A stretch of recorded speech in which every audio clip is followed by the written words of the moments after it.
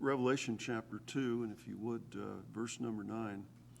Now, here's an interesting statement from our Lord as he is quite literally, he is doing his walk through in those local New Testament churches. And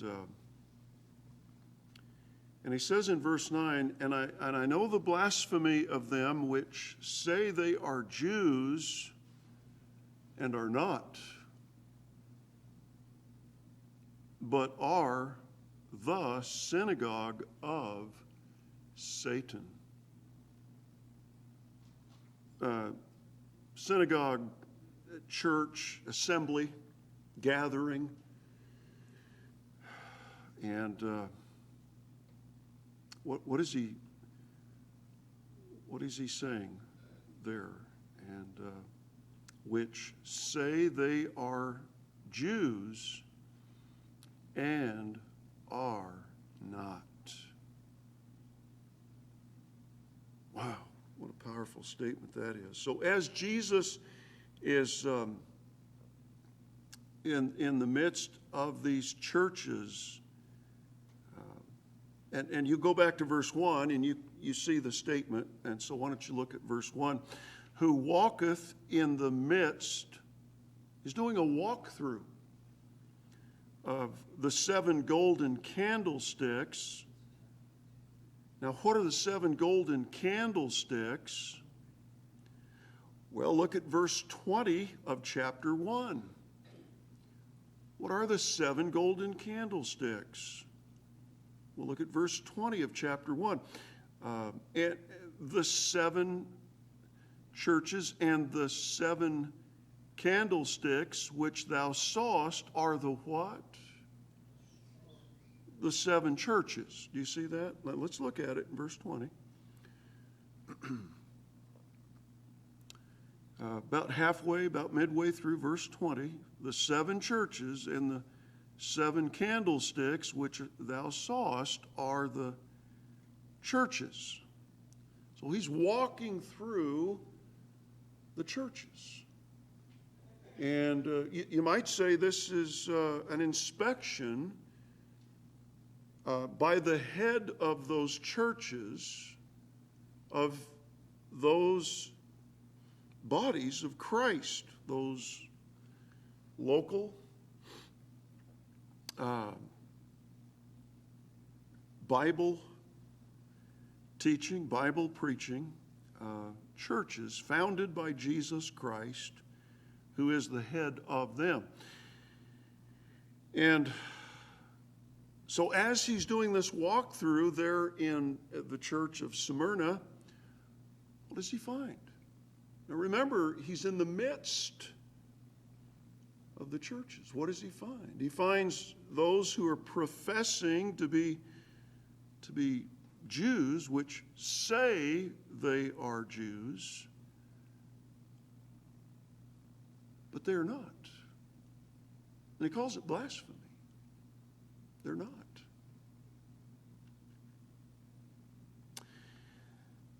But the synagogue are the assembly of who? Of Satan. Now remember, in context, this is occurring in the midst of a church. It's a church that is located today. We would know the country is Turkey. And it's there on the coast,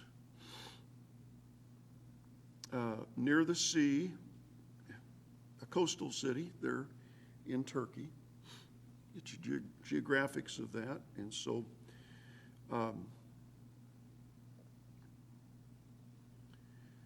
so let's find out from the best commentary on the Bible, which is the what?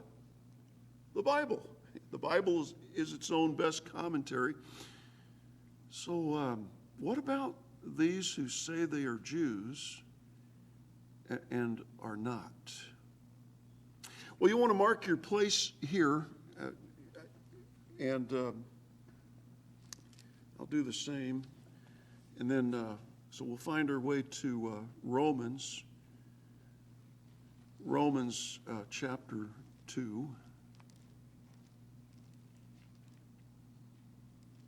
Yeah, the Bible is its own best commentary. If you want to know something about the Bible, go to the Bible. The Bible is God's word rather than man's word. And no one knows his word better than does the Lord. So now you're in Romans chapter 2, and so we'll drop down to, we're going to look at two verses. We'll look at verse 28 and verse 29.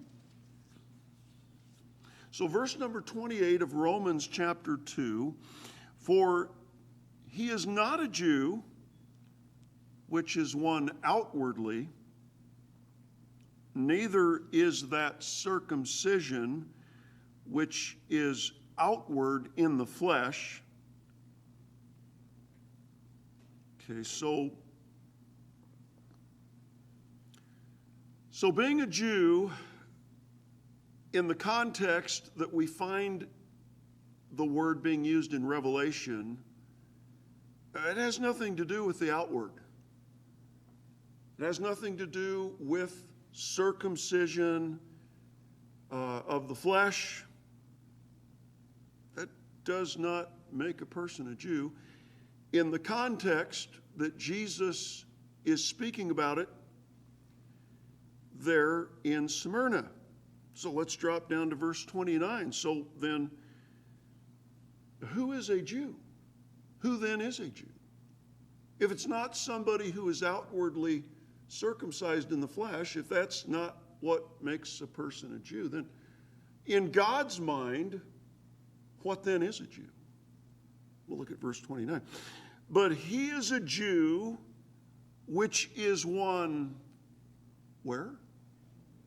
Oh, and when the Bible says inwardly, what might that be referring to?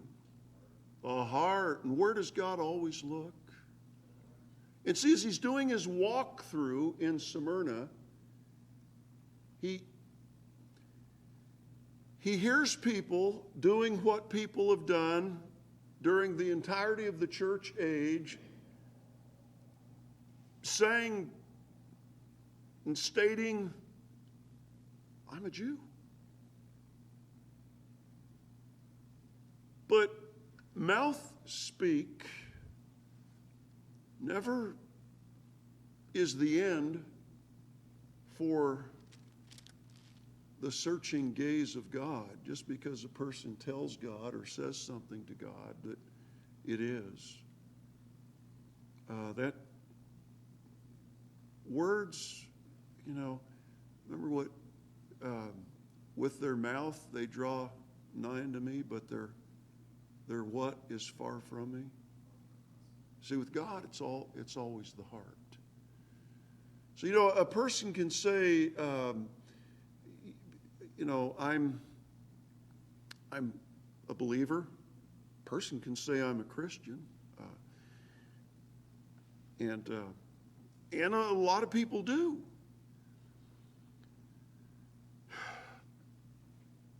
But is God convinced? And wow, but he is a Jew, which is one inwardly, and now watch this, and circumcision is that of the heart. It's all about the heart. And so the question is, has the heart been circumcised?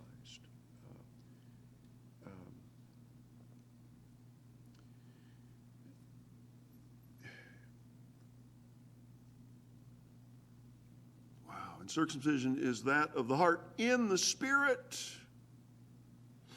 In the Spirit, and not in the letter, which is a reference to the law. A reference to the law. whose praise is not of men,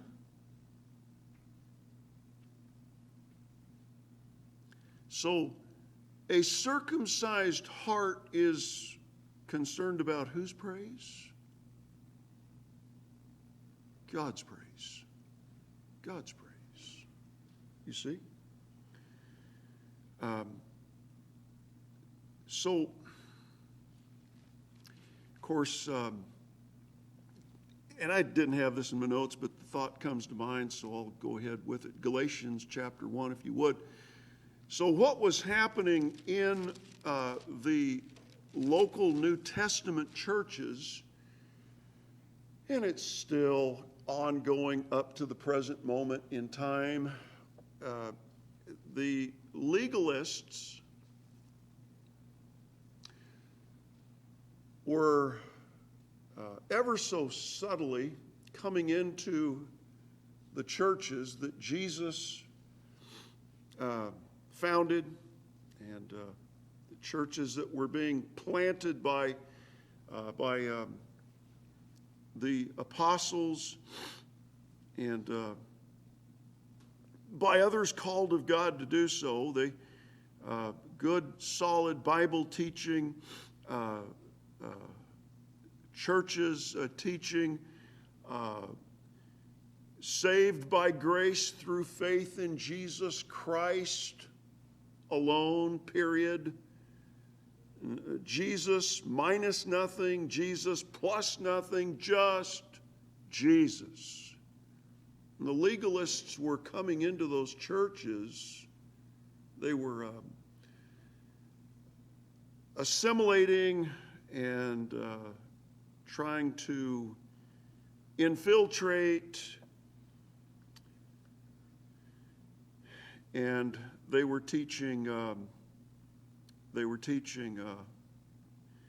that if you want to go to heaven,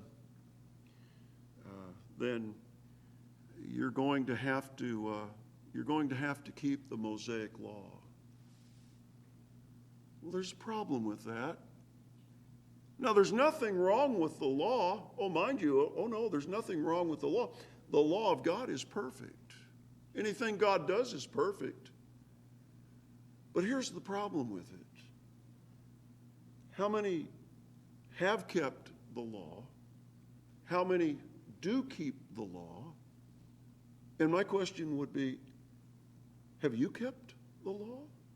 Have I kept the law in sinless perfection? Have any of us kept God's law? I think not. Because what does God say about me, and what does God say about everyone? Oh, for all have sinned and come short of the glory of God. Goes on to say, there is none righteous.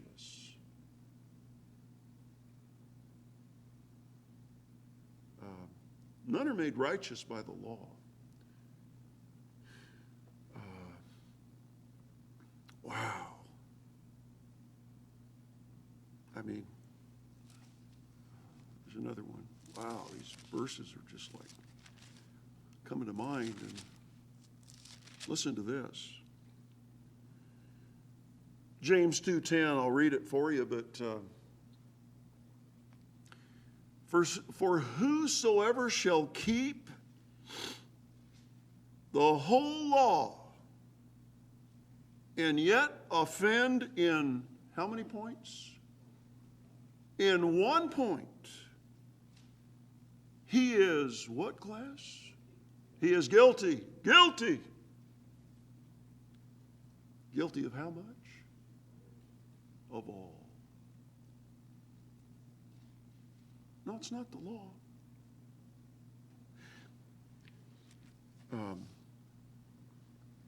What was God's intended purpose for the law?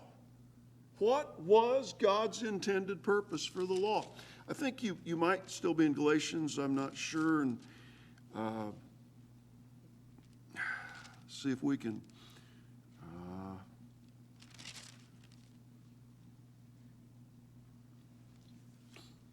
Let's go to Galatians chapter 3, and then we'll get back to Galatians chapter 1. Don't worry, I'm not going to forget that. But Galatians chapter 3,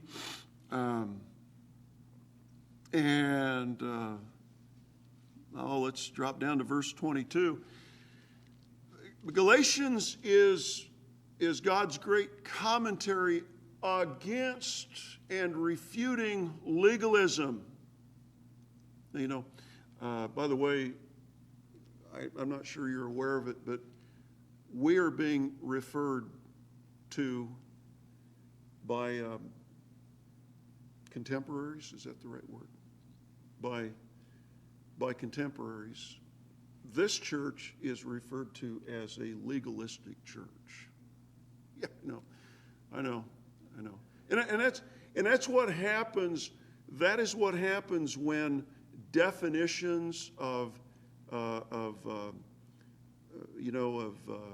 terminology are changed or tweaked, and that's what happens.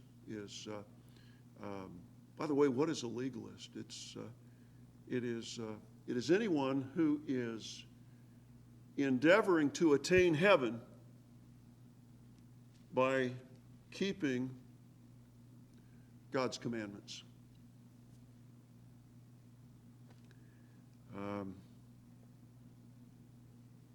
There's a problem with that.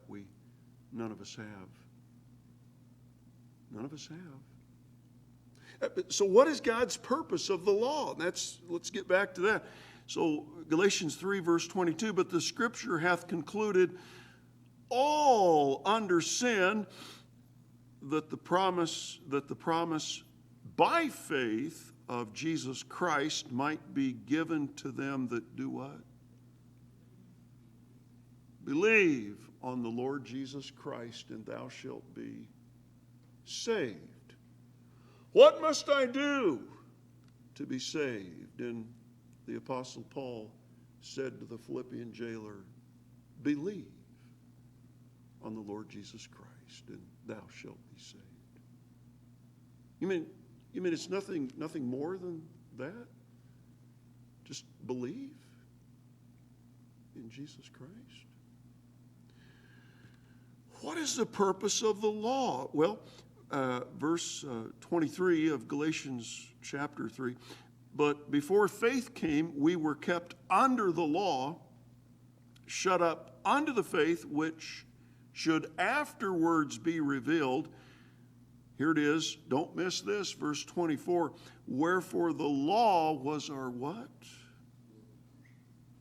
And for what purpose was the schoolmaster, were we brought to the schoolmaster? To bring us unto Christ. And therein lies God's great purpose of the law. Now, it's like I told the man yesterday. I was sharing the gospel. His name is Angel, and please pray for Angel. He has heard the gospel. I said to Angel, if you look at God's commandments and then you look at your life and everything you've done in your life, and you look at those commandments and then you look at what you've done in your life, what is the only conclusion you can come to? You're a sinner. Sin is the transgression of God's law.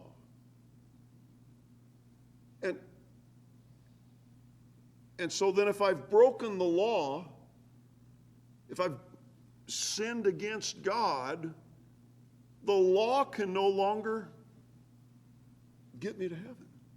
The law has, in fact, condemned me. Because I'm guilty. I'm guilty. Guilty as charged. For all have sinned. Wherefore the law was our schoolmaster to bring us unto Christ, that we might be justified. Now that's an interesting word. Justified, and packed into that word in the Greek language, is innocent, faultless, and guiltless. How then can I be innocent, faultless, guiltless before the eyes of a holy God? How can I then be justified? Well, the verse tells me. How that we might be justified by what? Oh, wow. It's not works. It's not works. It's faith. Faith. And did you notice, let me see, what is that little tiny dot called after the word faith? Period. Period. Right? There's nothing more to add to it. Well, let's read on a little bit. But after that faith is come, we are no longer under a schoolmaster. Now, that's an interesting statement, don't you think? If the law had any part, if the law had anything at all to do with my salvation, why would God say, we are no longer under a schoolmaster? In verse 26, he answers that. For ye are all the children of who? Of God. By what class? By faith in Christ Jesus. Wow. But the legalists were coming in,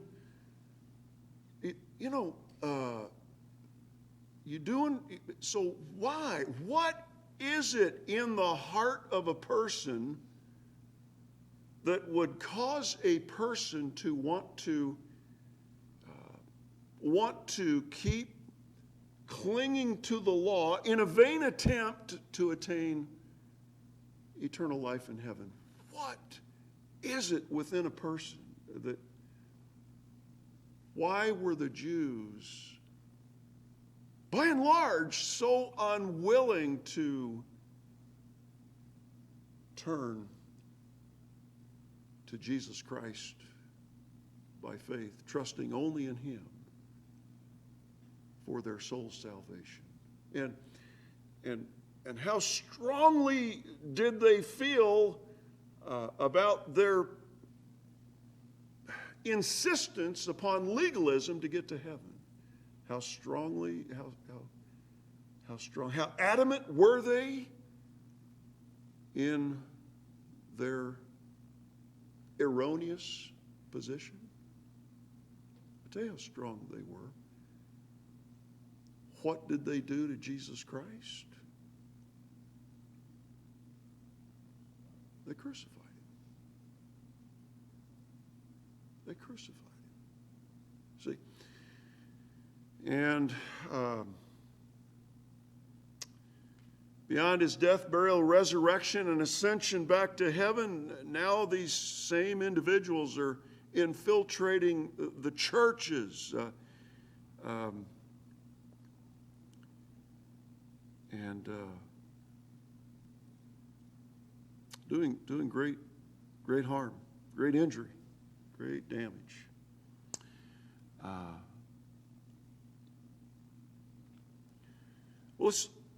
Let's find our way back to, let's see where else we're going to go here. Revelation, I've got to get back there. Revelation chapter 2.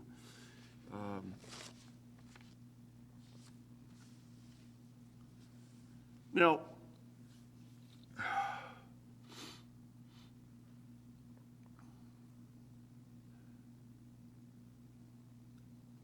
was the church unaware? Did the church have no insight, no knowledge about these who say they are Jews and are not? Were they blindsided? How did these individuals get into the church? Do you see a danger? Maybe let's just stop and think for just a moment. what might be the danger, do you suppose, of this false doctrine coming into the local New Testament church and being taught, being preached, that you need to do something in addition to trusting in Jesus Christ, namely keep the law, keep the commandments, if you want to go to heaven? There's more to just trusting in Jesus Christ. If you want to go to heaven, you have to keep the law. You have to work. And that's what legalism is. It's working to attain eternity in heaven. That's what legalism is. Now we preach salvation by grace through faith in Jesus Christ, period, here in Gateway Baptist Church, and yet our contemporaries call us legalists. And here's where they're making a mistake. We're not legalists, but we do believe in what is called biblical separation. Come out from among them and be ye separate, saith the Lord. Touch not the unclean thing, and I will receive you unto myself, and you shall be my sons and my daughters. So because we hold to the doctrine of biblical separation, and what does that mean? Well, it means that we're relying upon just God, His Word, prayer, and all that pertains to God's plan and God's Word to accomplish His work in the world today. We're just relying upon God and His Word, rather than incorporating or bringing in the world. We're just going to let God build His church. I mean, Jesus said, who builds the church? He says, I will build my church. He's the church builder. So, holiness, be ye holy. Holiness is separateness. It's separate. It's sanctification. And so for that reason, because we hold to that biblical doctrine of separation, our contemporaries today call us legalists. Well,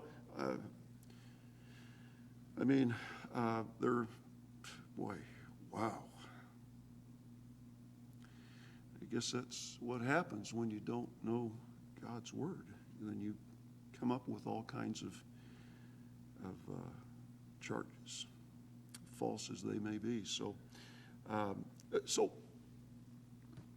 anyway, was the church not advised? Were they not counseled? Okay, go back to Acts chapter 20, please. And so, but anyway, did you have time to think? And what is the danger of compelling a person to trust or believe in anything other than Jesus Christ for their salvation? What is the danger? What is the peril of encouraging another living soul to trust in anything other than Jesus Christ? Huh? Damnation. And by that you mean hell. That's serious. Oh, that's serious, friend. To be found trusting in anyone or anything other than Jesus Christ for the forgiveness of sin, the salvation of your soul, is a damnable heresy. That's serious, folks. That's serious. How serious? That's as serious as it gets. So we preach Christ and Him crucified. We preach Christ and Him crucified. Period. That's the only message we have. And the only method of church building we have is Jesus Christ. And the only tools of church building, the Word of God, prayer, and even fasting. Wow, how amazing is that? I guess that would make us different in the eyes of the world. Yeah, that would, So how were these individuals getting into the church 2,000 years ago and portending themselves to be believers, but when Jesus came to do his walkthrough there in Smyrna, he said, they say they're Jews. Well, they have that outward circumcision, but I don't look at the outwards. I'm looking at their heart, and he says they're not Jews. They're not believers. Wow, it's serious. It's so serious. It really is. What's going on? Acts chapter 20, I think, gives us some insight, so we'll look there and see what we find in Acts chapter number 20. Now, we'll want to drop down to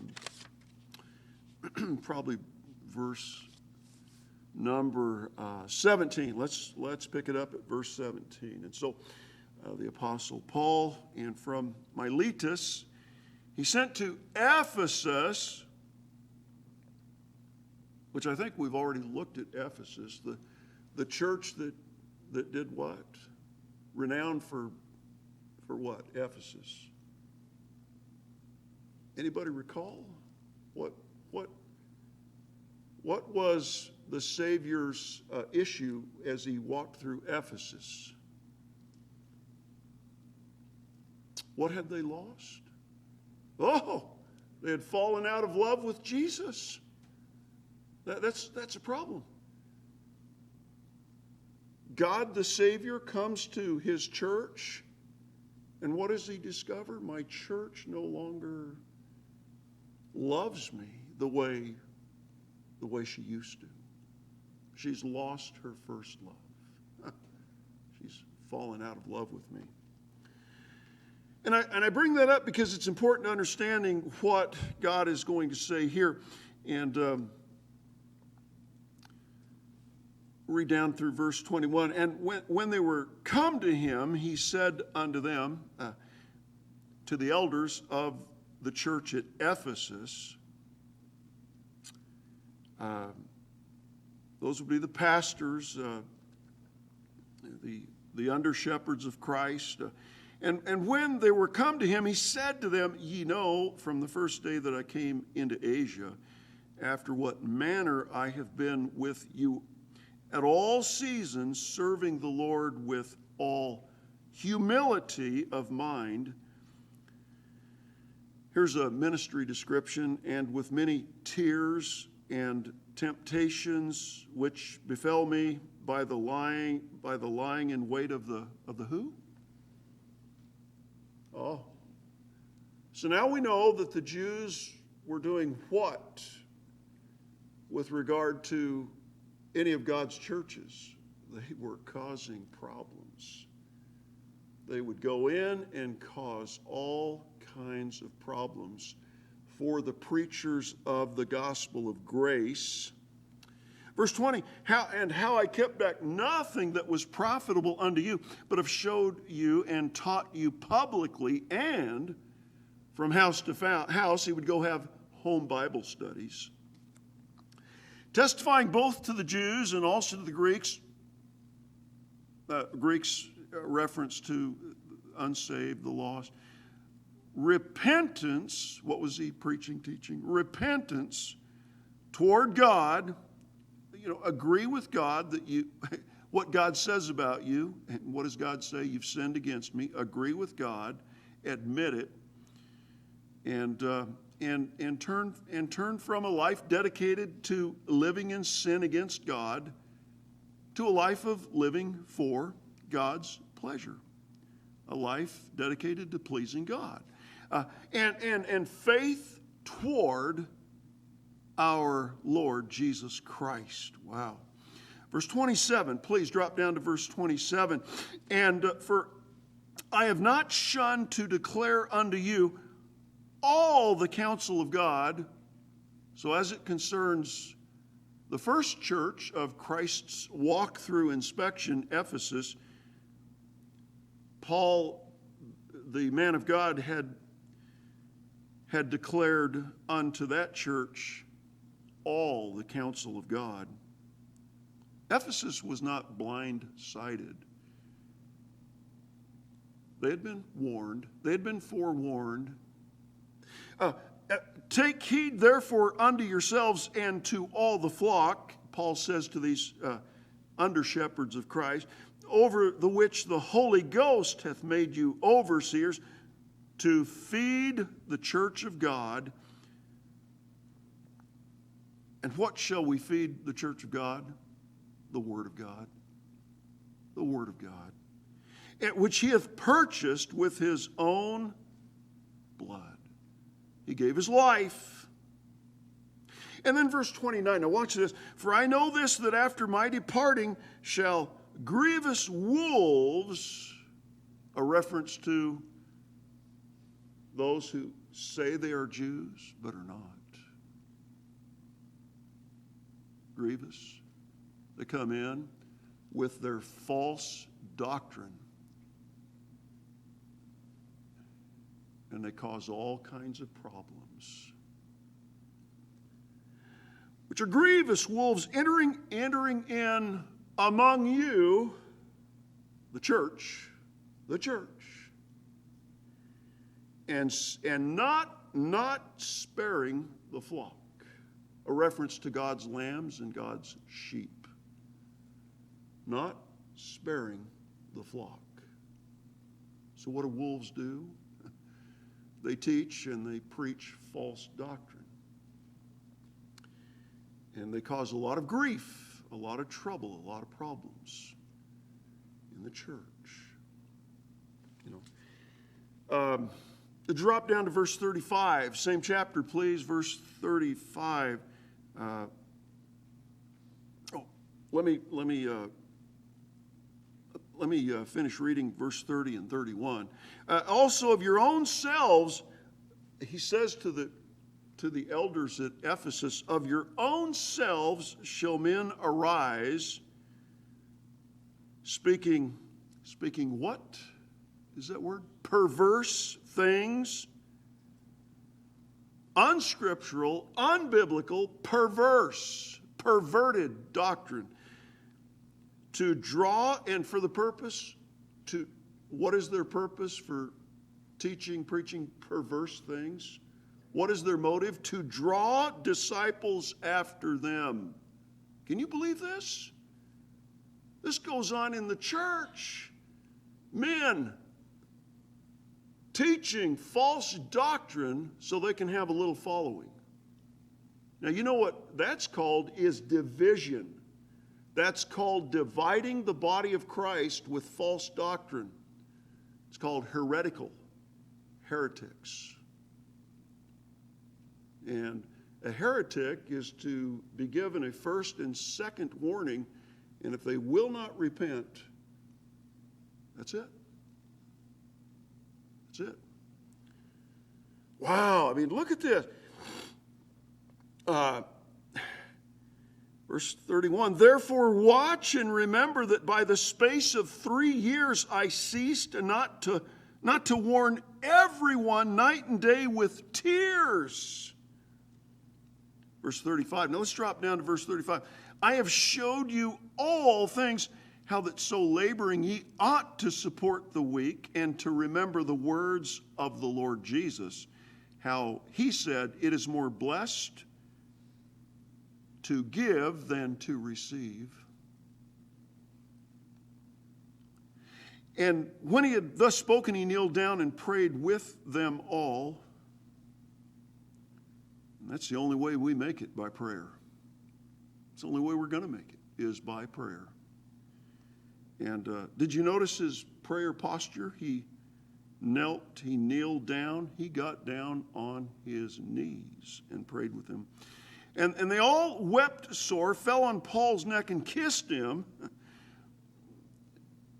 sorrowing most of all for the words which he spake, that they should see his face no more. And that's because he was going to lose his head under Emperor Nero of Rome. And they accompanied him unto the ship.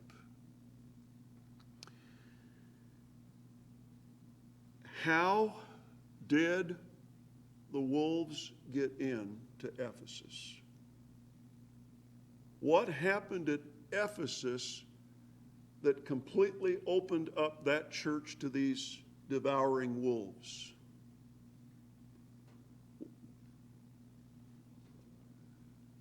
They fell out of love with Jesus Christ.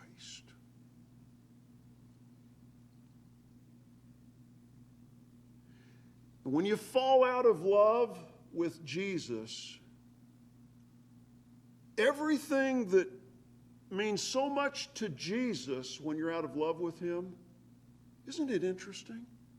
It just doesn't mean that much to the person who is no longer in love with Jesus. It just doesn't matter as much.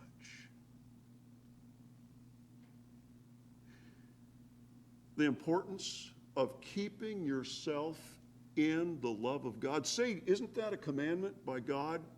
And isn't it in Jude? Keep yourselves in the love of God. Wow. I mean, it's like so. Go to the Gospel of John, if you would, please. I've got just a few more minutes. I'll give you time. I'll give you time here, and so, you can pray. I'll just go faster. All right. The Gospel of John, chapter 10. The Gospel of John, chapter number 10. So, look, I hope you carry God's Word in with you. I hope you have the Word of God with you. Because the man standing before you, whether it be me or any other man, teaching or preaching the Word of God, you better check it out. You check it out. Don't you? You know where your trust should be vested? Do you know where your trust must be placed? In Jesus Christ alone. And we hold one another accountable to the Word of God and to doctrinal purity. Because this church rests upon the doctrine of Jesus Christ. And if we veer away from that, we're in trouble. We're in trouble. Look at this. John 10 and verse 12 and 13. John 10, verse 12 and 13. And by the way, what is it why these legalists come in, and why won't they just trust only in Jesus? Why are they so insistent on, you got to have the law, you got to work your way? It's called pride. Pride.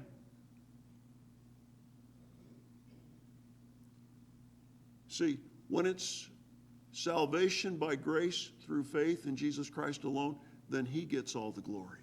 Oh, but if I can add a little bit to that, if I can just, do a little work over here, and kind of help Jesus out, well, then I get some of that glory. I get some of that credit. No. I think God says, I will share my glory with how many men? I think the Bible still says, I will share my glory with no man.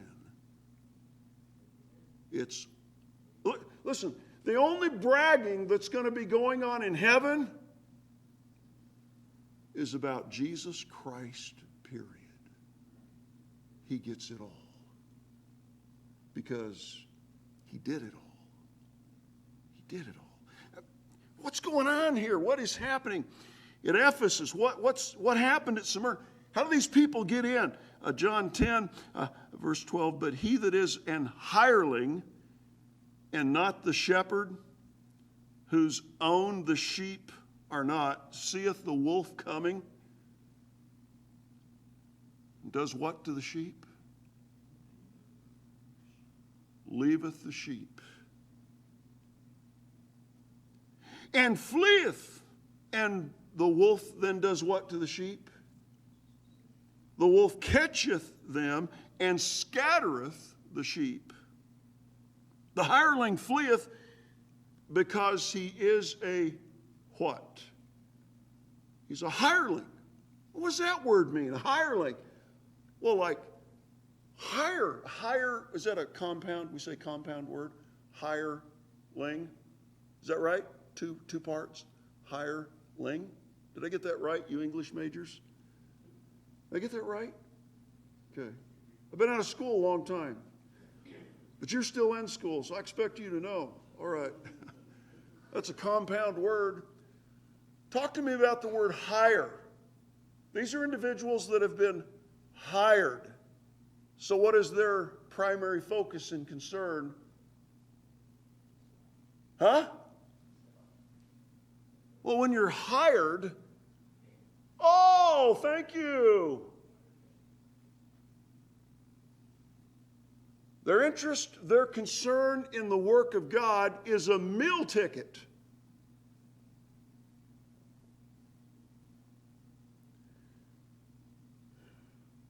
Their first question upon being considered for employment is, how much are you going to pay me? Let me tell you, if that's the first words that this church hears, my counsel to you is show him the door. Show him the door. Wow, hireling. Because he fleeth because he is an hireling, and careth not for the sheep. Careth not for the sheep. I'm out of time. Not even done. But I'm out of time.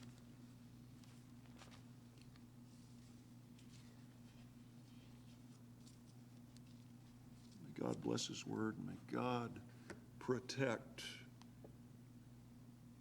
Gateway Baptist Church from any and all that would pervert God's word for self-serving purposes. God protect us. All right, Father, Lord, it's amazing. It's just amazing. But it begs the question. So we think we know how they got into Ephesus, but how did they get into Smyrna? And if you give us another class period, that's what we'll look at. And Lord, please, we pray that you'd continue with us right into the Bible preaching service just ahead. God, we need you. The church has never needed you more than she needs you in these last and closing days of the church age.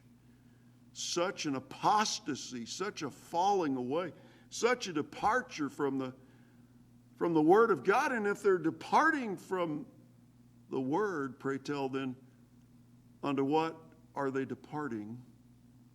Perhaps the world? We need you, Lord. Send the evangelists, these missionaries that are coming soon to be here. My time is marching on. These special Bible preaching services, God, send them with exactly what Gateway Baptist Church has need of hearing. Help us by your word. Hedge and protect us by your word. The wolves, not just wolves, tares.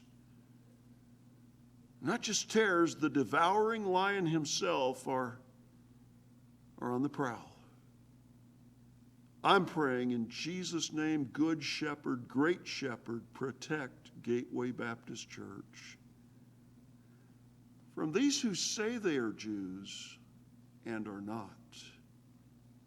For it's in your name I pray, and I hope we pray. Amen.